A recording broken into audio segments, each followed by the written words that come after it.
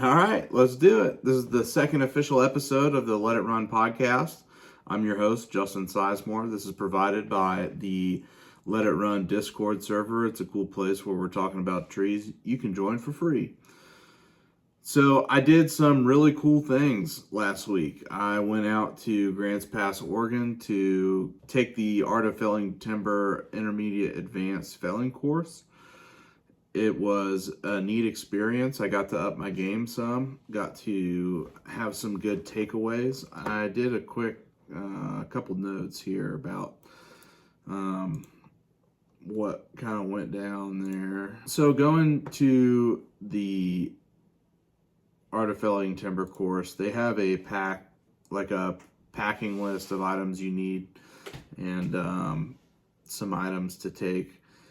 I've never flown with a chainsaw before. It was an interesting experience. I got a Pelican case. If you're looking to do this course, it might be smart to get a Pelican case that you can put your saw in. I will link in the description the exact one that I got. So my 500i fit in there perfectly without the wrap bar. All I had to do was disassemble the wrap bar, drain the oil, drain the gas, take out the spark plug from the cylinder so it becomes non-compressed and you can fly with it. I just took like a T27 and something to put it all back together and had no problem checking the bags. For the 32-inch bar, I put it in one of my rucksacks. I have a Baltoro 65 and the 32-inch bar fit in the back side of the bag. I had to take the I think they call it the brain, the top of it, and extend it a little bit to keep the bar in there. It worked out great. It was a really cool class. The instructors were very knowledgeable, people from all over. I thought I was going to be coming a far way, but there was people there from Alaska, which is mind-blowing. Yeah, wild. And everybody there, I didn't really notice any egos. Everybody was there to learn. Nobody was trying to be the big man or girl on campus, and everybody kind of it was all different experience levels coming to learn from this class. People who've been doing it for a decade and less. It's always good to want to expand your skill set. In my mind, if you think there's nothing else to learn, that's a problem. You're gonna get schooled, and you're gonna pay for it. The mentality of always being a student is one I subscribe to, because there is no finish line, there is no arrival. There's always something to learn to get better, and no face cut, back cut, hinge is ever 100% perfect. There's always something to improve on. You can get pretty close, but it's just one of those skill sets that there's no arrival. There's always something to get better at, chainsaw maintenance, chain sharpening. The list goes on and on. There were some people who showed up with half wraps, which I don't understand. If you're going to be felling, I think you should probably have a full wrap. That's just my opinion. I do understand the tree service aspect of it, that you don't want a full wrap because you got to do some low stumps, but might want to consider having two different chainsaws there if that's your goal with the tree service. Couple good tips that I picked up on, and I'll get to those later in the podcast. But what about this new ISC Ultralink? It's been out for 4 hours and it already got recalled. There's this part in, I think, developing a product, like the testing phase, and that usually comes before the release. So maybe next time do that. It does look cool, and I was looking forward to picking one up, but if it falls apart, it's probably not going to work. I don't know much about manufacturing or what goes on there, but that seems extremely rushed. If that application wasn't tested, how did they just expect to sell a bunch of units and you know, well, I don't know. That's a world that I don't know anything about, so I'll be quiet. I mean, I'll make a meme about it, but um, the the the quickie is where it's at. I've used that forever. It's a go-to. Shout out Kevin. Also, sincerely, if you followed this podcast, thank you so much. And if you reached out to me and said that something I said resonated with you, that's awesome. Because really, I thought I was going to be talking to a wall. So thank you for following. Thank you for joining. I wanted this to be a positive place where we can, you know, come talk a little bit of smack like the ultra stink and that, but I want to talk about, you know, business too and getting your stuff in order. I flew in to Medford on a Tuesday. Went to Grants Pass, got a hotel, got the rental. I had asked for a 4x4 truck. All they had was this Jeep Grand Wagoneer, which was way too classy for me. It had heated seats. I felt awesome. Stayed at the hotel that night, put my saw together, fired it up. By the grace of the Lord, it started right up. I had it completely disassembled. I had the piston out and everything because I didn't want anything to happen with the Alphabet Boys from TSA. It's just not something I really want to get confiscated because it means a lot to me. But it was very important. I'm so thankful that I took my saw out there. If you're thinking about booking an Art of Felling Timber class, expect on bringing your own saw. Expect to bring your own equipment. Bring tight, maintained equipment ready to go. I did have to pick up some fuel. There was a Tractor Supply right next to my hotel, so I picked up some VP 50-1. That was good. And there is, shout out Lewis Power Equipment, I think is what it is. They're an awesome shop. That is a really cool shop. The owner there is really cool. I had some extra bar oil and fuel at the end of the class since our second day got cut out due to wind. I just took it there and said, you know, do you guys want this? And there seem to be really cool people there. I'll run through the little AAR or after action report for the course. Some good things that happened. The instructors were extremely knowledgeable. All of them have real world applications of being a sawyer or felling operations or some kind of cool stuff. Some things that I did not expect. The felling partner thing was is new to me, but it was really cool. I got lucky. I got a good partner, Cole. I think we worked well together. The communication was good. Working as a team in felling is a new concept to me. I usually, when I'm cutting a tree, I'm usually doing it by myself. So that was an interesting dynamic. A lot of emphasis on dog placement, where you're putting those dogs at, and their instruction that they have for you is really good on that. I think it was a cool deal because I really got to experience like how much slop was in my game and how much you can tune up. And there's a lot you can do with throttle control and just becoming a better sawyer. Another thing is having those small K&H wedges with you. The 7-inch was a game changer.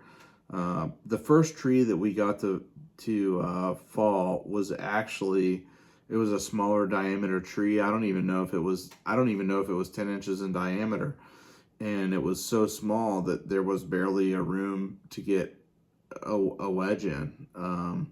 So having a small wedge will really help you. I think I got a lot better with gunning a tree, dog placement, getting out your face.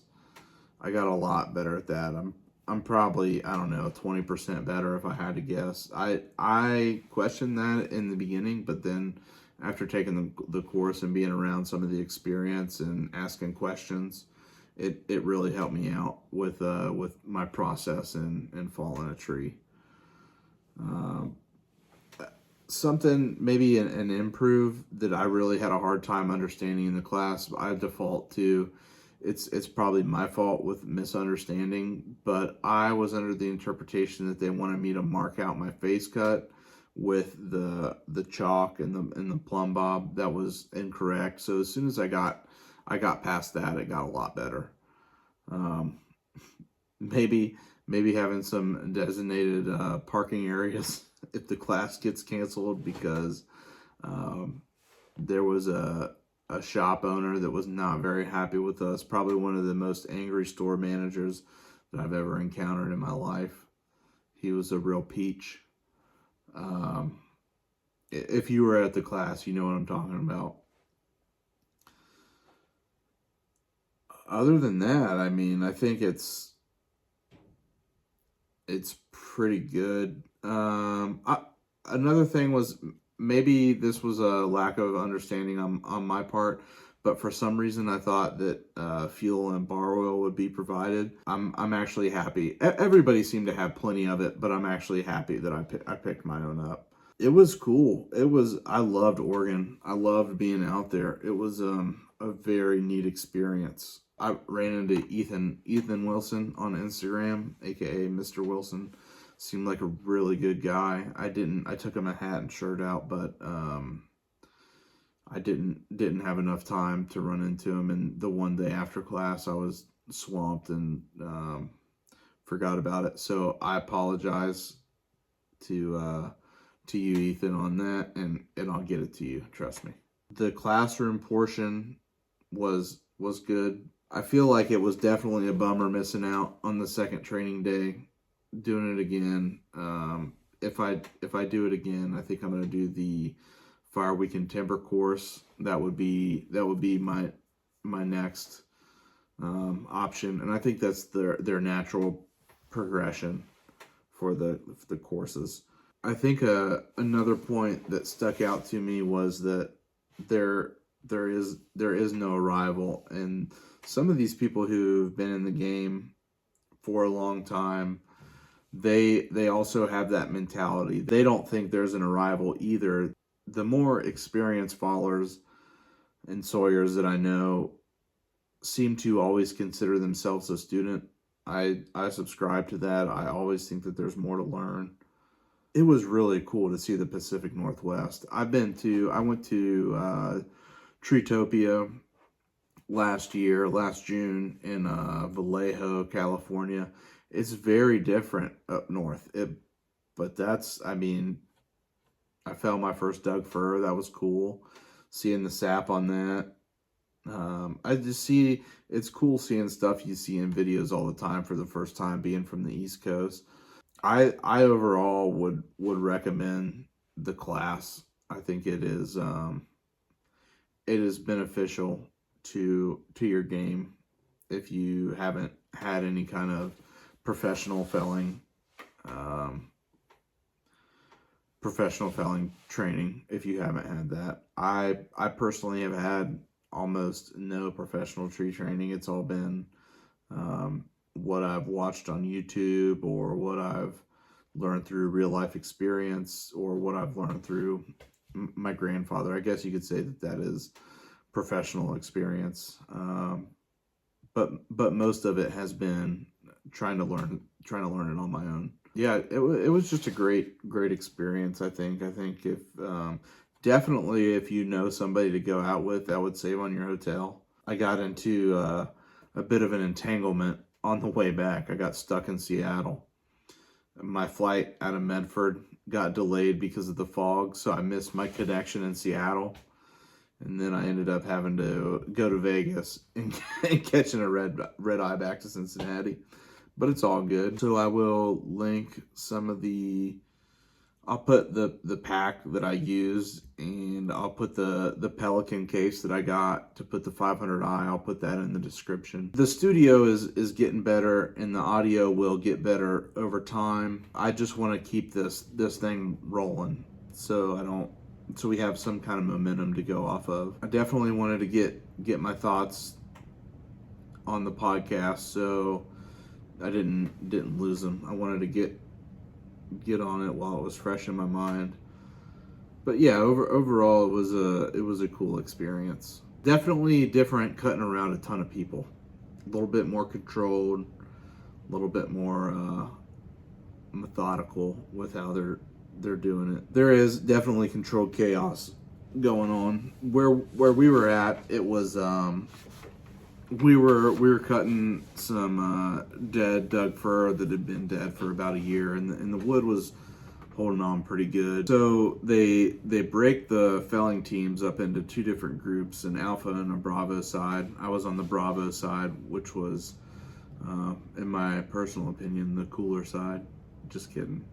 Our saw team, Cole and I, we got to be on the side that Jim Goodman was leading. He is a timber faller with a lot of experience, so it was awesome to pick his brain and ask him questions about, which way is this leaning? Which way will we send this tree? Uphill, downhill, side hill. That was cool to kind of get the thought process there, and it's good and it's reassuring to me in my process of felling of stuff that I'm doing the correct way of. I'm doing this right, I'm doing this wrong, fix that. But it was affirming to me to just know that I am going in the right directions with safety and getting out from under the stump, looking up, having a wedge, all cool stuff. Swamping out the underbrush, making sure nothing's going to come up and hit you, all good things. That's really about all I got for this one. I just wanted to hop on here and get a fresh one out to you guys and try to stay somewhat on schedule. If you have any questions, don't hesitate to reach out. You know where to find me. Also, I did a YouTube for the podcast so we can kind of separate it out. I know that people probably don't want to watch this on my main Instagram page or main YouTube page. That's going to be separate. Also, if you want to stream the video on YouTube, feel free to do it there. I know not everybody has Spotify, so I want to make it available to as many people as possible. So I really appreciate you guys spending your time here, and it's humbling. So thank you. Have a good one. Oh, by the way, check out this freaking sweet hat. Yeah. If you're on Instagram and you don't know who Will Moore is, step up your game. He rode on the back of 2 alligators to get to Australia just because he wanted to cut a tree down. Think about it. See ya.